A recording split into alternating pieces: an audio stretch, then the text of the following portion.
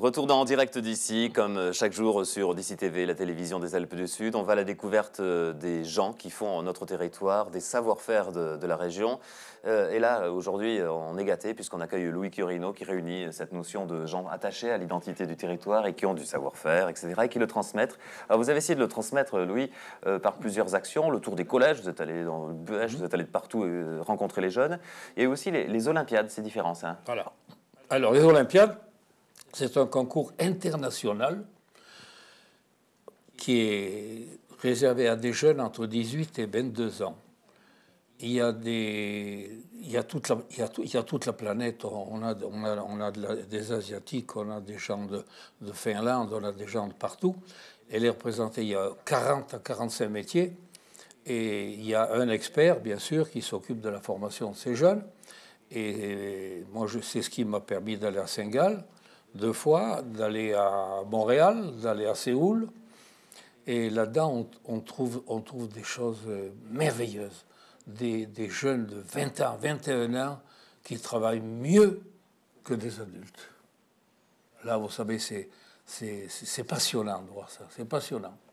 Même des anciens comme moi, on voit des jeunes qui vont, je parle menuisier, tomber un onglet, paf.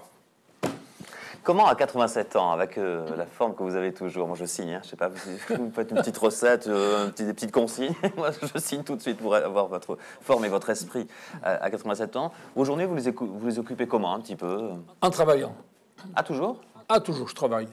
Mais c'est le meilleur médicament. Certes. On fait travailler la tête, on fait travailler les mains, on fait travailler les jambes, on travaille. Alors vous écrivez, puisque vous avez écrit le bouquin, hein, qui est donc Compagnon menuisier au Alpin Louis Chiorino, c'est un parcours de vie. Vraiment, je vous encourage à le lire. C'est riche d'enseignements à de multiples niveaux, mais d'abord sur un parcours de vie dans notre territoire, dans les Alpes du Sud. Donc vous écrivez, mais pas seulement. Vous travaillez le bois, par exemple, encore? Ah ben bien sûr. Vous savez, quand on a une femme, 2 filles, une petite fille et un arrière-petit-fils, il y a toujours quelque chose à faire. On est vite occupé. On est vite occupé. Et puis vous avez travaillé également sur les refuges, parce qu'il y avait un lien évidemment direct avec le bois. Juste au milieu de la Seconde Guerre mondiale, en 42, peut-être que l'ambiance du moment vous invitez à prendre un peu d'altitude, là. Et puis de 42, mais jusqu'aux années 2000, vous avez rénové des refuges.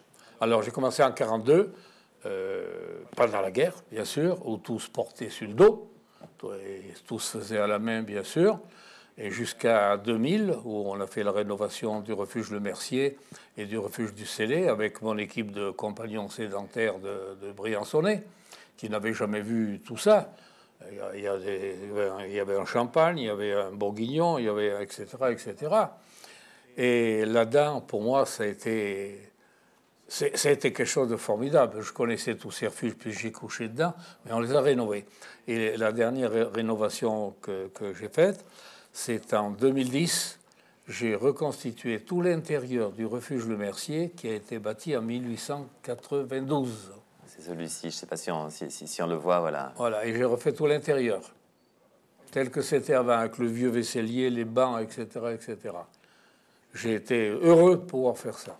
Quand on pense à tout ce qui est vaisselier, ça m'y fait penser à tout ce qui s'est perdu dans ces meubles magnifiques de l'époque. Il y a eu une petite génération qui voulait faire moderne, qui a un peu brûlé tout ça. C'est fou. Hein. Absolument, absolument, absolument.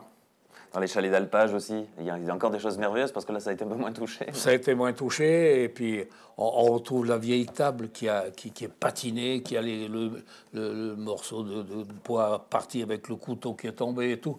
Mais c'est formidable, c'est vivant. Ça a une âme, tout ça. J'ai trouvé dans ce vieux refuge, là-dedans, j'ai trouvé sur un morceau de planche le passage du Pelvoux par un dénommé Angilberge de 1910. Et je l'ai ramené au petit-fils. Ah, c'est magique, c'est magique. Sacré souvenir, hein. Et puis sacré boulot, c'est pour monter au scellé là-haut, avec le poids à l'époque. Hein. Vous montiez combien sur le dos? Ah ben là, on portait le plus qu'on a porté, c'est avec le glacier blanc, parce que tout s'est fait sur le dos. Il y avait les mulets qui nous montaient jusqu'au pied de la cheminée, après un petit câble, puis après, je me rappellerai toujours le dernier jour, il fallait couvrir. Il y avait nos gars qui couvraient, avec Lulu et Lyon, le pauvre qui a disparu. On a charrié les tôles toute la journée sur le dos en traversant le glacier, sans gants. Sans gants. Aujourd'hui, on vous envoie le PGH. Absolument. Mais on ne connaissait pas autre chose. Et on était heureux, parce qu'on avait des tickets de travailleurs de force. Alors donc, on avait plus de vin, on avait plus de pommes de terre, etc., plus de viande, etc. C'était formidable. Ouais, formidable. Formidable aussi comme l'histoire de l'Argentière. C'est votre pays. Ah, c'est mon pays. Je suis né à l'Argentière, moi. L'Argentière, la Valoise quand même. C'est pas oui, trop loin. Ça en fait partie. C'est la communauté de communes. Maintenant, maintenant c'est ainsi. Les mines d'argent, voilà. plein de choses à l'Argentière qui a repris un peu des couleurs. C'était pas facile. Il y a eu une quinzaine d'années là où il y a eu la transition. Il y avait le bascule. Il fallait basculer. Et Joël Giraud a fait ce qu'il fallait pour basculer. Et c'est devenu un point vraiment. C'est un peu l'épicentre de beaucoup d'activités. Un peu un camp de base de la montagne. Absolument, absolument. Absolument. Et vous êtes intéressé à l'histoire de l'Argentière, histoire vraiment atypique dans les Alpes du Sud. C'est plus commun ce schéma industriel et post-industriel en Savoie, etc. Ici, il n'y a pas beaucoup de communes comme celle-là. Et vous en avez fait un petit film qui raconte alors, je crois, une partie de l'histoire de l'Argentière. Oui, c'était l'Argentière. J'ai fait ça depuis l'an 2000 jusqu'à... De 1900, oui. Oui, voilà, jusqu'à à peu près la déclaration de guerre de 1900. De la première ou de la deuxième? De la deuxième. Jusqu'à 1939. Donc, ouais, jusqu'à 1939. Voilà. On en regarde un extrait. Voici, en quelques photos, une présentation de ce que fut l'Argentière de 1900 à 1940. Ce film a pu être réalisé grâce au concours des personnes qui ont bien voulu nous confier, pour une courte durée, photos et documents. Nous savons que pour beaucoup, ces archives familiales représentaient une très grande valeur sentimentale. Nous tenons encore une fois à les en remercier. Au début du XXe siècle, la commune de l'Argentière, étendue du nord au sud sur 3 km, était un village composé de 35 hameaux et quartiers, répartis de part et d'autre des deux rivières, la Gironde et la Durance. Sa population était essentiellement composée d'agriculteurs et regroupait en 1900 1000 habitants en 2 paroisses. Mais, à partir de 1907, l'extension de la population sédentaire due à la construction de la centrale hydroélectrique, car le développement et la transformation du pays est dû en totalité à cette centrale, transforma à son tour rapidement le tissu social et impliqua la création d'activités commerciales et artisanales qui, avant 1940, étaient de 90 enseignes. Et bientôt, on vous passera plus longuement cette histoire de l'Argentière sur DICI TV. Je bouquinais, là, en lisant votre livre, Compagnon menuisier ou alpin, je tombais sur le travail de réception. Oui. Ça, c'est quelque chose, hein, dans le système des compagnons du devoir. Et ben voilà, à un moment, il faut présenter un ouvrage. Indispensable, quand on se sent en mesure de tailler, on dit tailler, nous, on taille un chef-d'œuvre, ou un travail de réception, c'est les anciens qui vous donnent le sujet. Et vous devez exécuter. Et suivant des dates bien déterminées. Nous, c'était la Sainte-Anne. La Sainte-Anne, c'est la maîtresse des compagnons menuisiers. On a choisi une dame. Normal. Normal. Et pour la Sainte-Anne, 46, il n'y avait pas de maison à Toulouse, bien sûr. J'ai été reçu à Montpellier, dans l'atelier d'un compagnon menuisier, puisqu'il n'y en avait pas d'autre non plus. Est-ce que travailler comme ça, le bois, pendant des années, la notion de transmettre, etc., est-ce que tout ce parcours, finalement, qui paraît un travail, tout simplement, c'est pas aussi travailler un peu sur soi-même, tout au long de ces années? Oui, bien sûr, il y a des moments où ça pèse, mais on le fait avec plaisir quand même. Avec plaisir. Avec plaisir.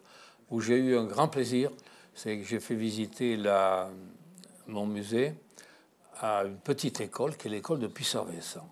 La maîtresse est arrivée avec ses 10 élèves, décalés, vous savez, bon. Quand on a fini de visiter, la maîtresse leur dit, allez, sortez vos questions. Les 10 gosses avaient chacun une feuille où il y avait 3 questions chacun. Et ils m'ont posé les questions l'un après l'autre.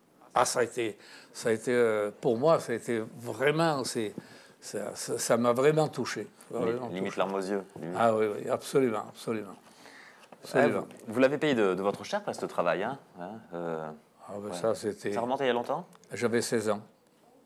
16 ans. C'est-à-dire, on avait des machines qui tournaient lentement, à 4500, 5000 tours, tandis que maintenant, ça tourne à 8000, 10 000. Les fraises, c'est des bijoux. C'est des bijoux. Nous, on avait des fers droits qu'on récupérait dans des ressorts de camions. Et ben oui, ça m'est arrivé. Et les 2 doigts, ils sont passés. C'était la marque des menuisiers de l'époque. Ah, on a eu vraiment beaucoup de plaisir à vous accueillir, Louis Quirino. Si vous êtes d'accord, et comme on l'a dit tout à l'heure, en prenant bien le temps, on ira un peu visiter votre musée, parler encore de ce magnifique travail du bois. Pour terminer, qu'est-ce que vous diriez? Regardez, envoyez cette caméra, celle-là qui est éclairée, aux jeunes et aux moins jeunes d'ailleurs, qui nous regardent à 87 ans, cet enseignement de vie. Eh bien, je dirais aux jeunes, il ne faut pas avoir peur de travailler. Apprenez un métier, c'est ce qui vous permettra d'évoluer. Dans chaque métier, il faut une base. Et c'est des vieux comme moi qui peuvent encore vous la dispenser, cette base. Parce qu'un morceau de bois que vous passez à la 4 faces, mais même que vous passez à la 4 faces, il a un sens, le bois, de le passer. Apprenez les bases et après vous évoluez. Merci Louis Quirino. Bonne continuation sur DCTV.